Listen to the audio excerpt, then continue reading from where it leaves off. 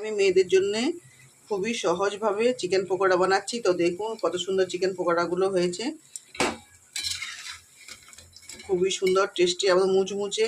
তো আমি কিভাবে বানিয়েছি দেখুন। এখানে মেখে রেডি করে নিয়েছি, চিকেন দিয়েছি, 200 গ্রাম চিকেন আছে, তার মধ্যে দিয়ে দিচ্ছি সামান্য বেসন, বেসনের হাফ দিয়েছি চালের গুঁড়ো, জিরে বাটা, আদা বাটা, লঙ্কা বাটা, রসুন বাটা, পেঁয়াজ কোচানো, ক্যাপসিকাম, লবণ, হলুদ দিয়ে খুব সুন্দর করে মেখে 1 থেকে 1.5 ঘন্টা মতো রেখে দিয়েছিলাম। তারপর এগুলো গোল গোল করে এখানে তেলে ছেড়ে দিচ্ছি।